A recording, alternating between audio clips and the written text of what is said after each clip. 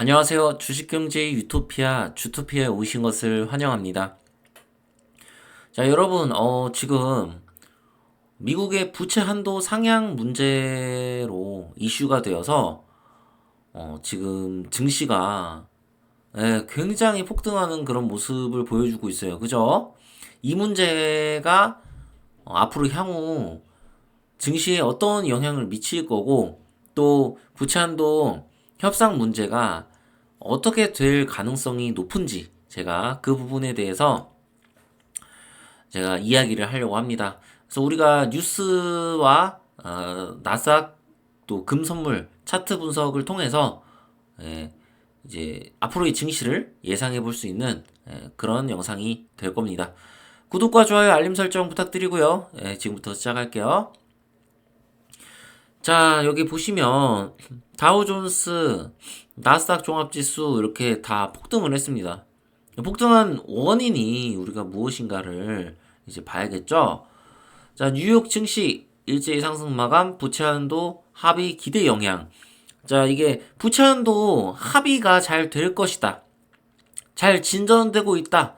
라는 그런 내용이 공화당에서도 나오고 또 이제 기자들이 그렇게 이제 언론사들이 이렇게 이야기를 하고 있습니다. 자, 근데 부채 한도 협상이 이제 긍정적인 영향 때문에만 이렇게 오른 게 아니라 엔비디아의 주가가 20% 이상 이제 급등을 했던 겁니다. 전날. 왜 그러냐면 엔비디아가 실적도 잘 나왔지만 그 AI 반도체에 대한 그 기대감이 엔비디아의 주가를 상승시켰고 또 그것이 미국의 증시를 견인하는 그런 역할을 하게 됐습니다. 그래서 엔비디아가 급등하면서 한국에서는 삼성전자와 많은 반도체 업종들이 급등하는 모습을 보여줬죠. 자, 이 상황에서 우리가 이제 좀 봐야 될 거는 과연 부채 한도 합의가 이대로 잘 될 수 있는가? 이거거든요. 근데 이제 다음 한번 기사를 보면 옐런 미 재무장관이 자 6월 5일 디폴트라고 새해 데드라인을 제시합니다. 자, 이게 무슨 얘기냐? 분명히 6월 1일 날 디폴트라고 그렇게 이야기를 해왔습니다. 그런데 이번에 6월 5일까지로 이렇게 연장을 한 겁니다. 자, 그 얘기가 뭐냐? 6월 5일까지 내가 봤는데 6월 1일인 줄 알았는데 뭐 6월 5일까지 버틸 수 있을 것 같아. 뭐 이런 얘기죠. 아니 근데 여러분 왜 갑자기 이 얘기를 할까요? 이 시점에서. 자, 이거는 여러분 이렇게 생각할 수 있습니다. 어, 지금 이 부채한도 협상이 주말 안에 돼야 되는 거예요. 그죠? 오늘이 27일이니까 28일, 적어도 29일까지는 어떻게든 협상이 돼야 되는 거예요. 내일까지. 근데 제가 봤을 때는 협상이 안 될 가능성이 상당히 높아 보여요. 그렇기 때문에 지금 6월 5일이라고 얘기하고 디폴트에 대해서 새 데드라인을 제시한다. 라는 이야기를 하는 거라고 저는 보이거든요. 이게 원래는 여러분, 이게 디폴트 문제가 이렇게 불거지면 증시가 조정을 받는 게 일반적이었어요. 실제로 조정을 받았긴 받았죠. 근데 나스닥은 지금 폭등을 했어요. 엄청. 근데 제가 이제 5월 증시에서 틀린 거는 5월 분석에서 나스닥 하나뿐이에요. 그러니까 전체적으로 이제 다 조정해 받을 거 말했는데 나스닥은 조정을 사실 거의 안 받은 거죠. 나스닥은 제가 좀 틀렸죠. 근데 진짜 예상 못했어요. 그렇게까지 폭등할 거라고는. 예. 그러니까 다른 증시들은 다 조정을 받았는데 한국 증시도 야 나스닥은 제가 생각한 것보다 진짜 훨씬 강했고 이 부분이 저는 지금 의심이 가거든요. 그래서 이제 이건 뒤에서 저랑 이제 같이 보면 되고요. 자, 일단은 이것뿐만 아니라 이제 증시에 하나 이제 호재였는데 그것이 악재로 바뀌는 그런 소식이 하나 있었죠. 얼마 전에. 자, 이거 함께 보죠. 러시아가 이제 7월 흑해 곡물 협정을 파기를 시사했다.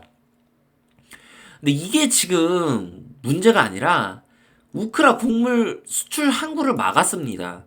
그러니까 러시아가 무슨 얘기냐면 분명히 우리가 협정을 하겠다. 아, 그래, 알았어. 연장해줄게. 해서 연장을 하지 않았습니까? 연장하고 나서 이행을 하지 않은 거예요. 예. 그러니까 무슨 얘기냐면 이렇게 우리가 너네 조건 요구 다 들어주고 알았어. 그러면 일단 2개월간은 해준다고 해놓고 이제 실제로는 그렇게 행동하지 않은 거죠. 일부적으로 수출을 못하게 막아놓은 거죠. 어떤 느낌인지 아시겠죠? 그러니까 러시아가 뒤통수 친 겁니다. 자, 이것 때문에 우리가 또 누보라는 종목이 급등하지 않았습니까? 아, 이게 솔직히 얘기해서 이게 저는 이제 좀 끝났고 2개월간 괜찮아질 거라고 생각했는데 이런 식으로 나온다면 이것이 나중에 악재가 될 수 있습니다. 그래서 이 부분을 우리가 주목을 해야 되고요. 이것은 이제 나중에 증시에 악영향을 끼칠 수 있어요. 이뿐만 아니라 다른 러시아와 우크라이나의 갈등이 어떤 만약에 인플레이션을 부추길 수 있는 뭔가 그런 그런 작용을 하게 된다면 증시에는 좀 악재가 될 수 있습니다. 자, 그리고 이제 나스닥 차트 한번 보겠습니다. 아, 나스닥이 이렇게 급등했어요. 그죠? 나스닥 고점이 여긴데 선물이 지금 이미 뭐 반은 넘은 지 오래고요. 그건 이제 알고 있었는데 여기까지 급등을 했습니다. 근데 제 개인적인 판단으로는 이게 여기서 이렇게 가서 고점을 넘을 거라고 저는 그렇게 생각을 하지는 않습니다. 왜냐면 이게 저는 좀 비정상적으로 이게 급등을 했다고 판단을 하고 있어요. 왜?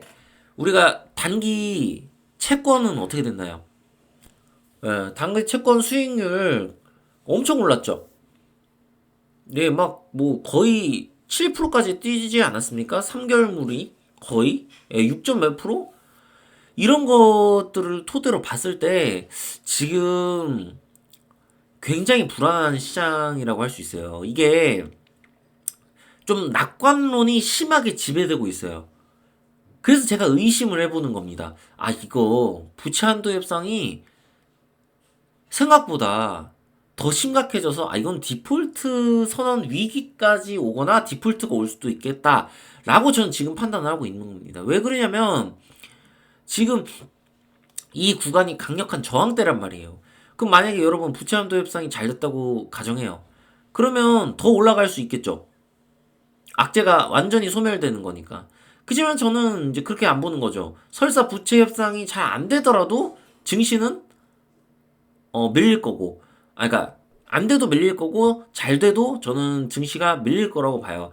근데 중요한 거는 부채 협상 한도 그 협의가 잘 되면 증시는 좀 약한 조정을 받을 거라고 생각해요, 저는. 근데 부채 협상이 전 이제 잘 안 될 거라고 지금 현재 보고 있어요. 결과는 우리가 주말이 지나봐야 알겠죠.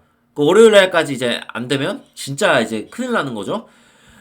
근데 만약 부채 협상이 잘 안 되면 한도가 이게 아마 좀 조정이 저는 깊을 거라고 좀 판단하고 있습니다. 원래 깊을 거라고 안 봤어요. 그러니까 원래 이런 현상이 일어난 거는 저는 처음이에요. 원래 이 부채 한도에 대한 문제가 생겼을 때 나스닥이 조정을 받는 게 일반적이에요. 다우도 좀 약간 크게 받아요, 원래는. 좀.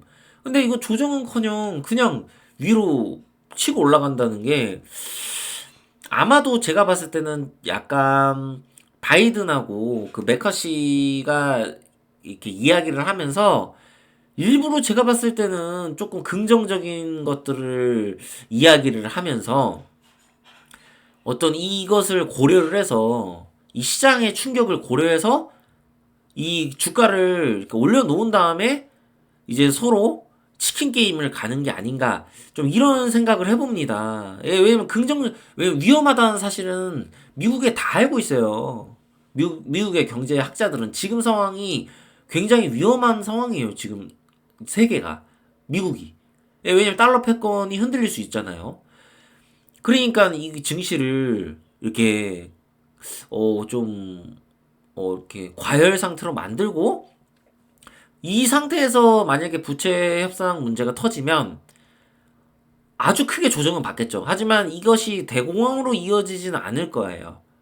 그래서 지금 차트로 봤을 때 대공황이 이어질 수가 없는 상황이에요. 예. 확률이 엄청 낮아요. 지금 상황에서. 물론 시간이 흐르면 또 이제 어떻게 될지 봐야겠지만 지금은 거의, 와, 이거 1% 되네요? 안 돼요, 안 돼. 하지만 부채 협상 잘 안 되면 개폭락 할 수 있다. 그 점을 우리가, 참고를 해야 돼요. 그래서 여러분, 제가 5월에, 이제 이 부채 협상 문제를 보고 이야기를 하자라고 여러분들한테 얘기를 하고, 좀 이제 종목을 내려온 종목들을 이제 천천히 보면서 그 종목들을 사가거나 뭐 그렇게 하는 거를 제가 추천을 드린 이유가 바로 이런 이유입니다. 부채 협상 문제가 어떻게 될지 모르기 때문에 이 문제가 만약에 잘못될 경우에 증시가 막 2%, 3%씩 막 이렇게 빠질 수 있어요. 이게 순식간에 빠질 수 있습니다. 그래서 한국 증시는 타격이 훨씬 크겠죠. 그리고 지금 현재 어떤 주식시장의 스타일이 어떤가요? 모든 종목이 오르지 않지 않습니까? 특정적인 섹터, 특정적인 어떤 기술주, 성장주, 미래 가치를 반영하는 그런 종목들만 오르고 있어요. 그렇기 때문에 여러분들이 뭐 물려있는 종목들이라든지 이런 것들은 실제로 오르지 않은 경우가 굉장히 많습니다. 그래서 이런 점을 여러분들이 고려하셔서 증시에 투자를 하셔야 되고요. 증시를 희망적으로 보고 투자하는 건 좋지만 올해의 증시는 좀 개인이 투자하기에 좀 어려울 수 있어요. 제가 봤을 때는. 이 부채 함도 협상 이게 잘 빠그러질 거라고 생각하는 사람 거의 없을 거예요. 물론 안 빠그러지고 잘 될 수도 있어요. 하지만 조정은 좀 받을 수 있어요.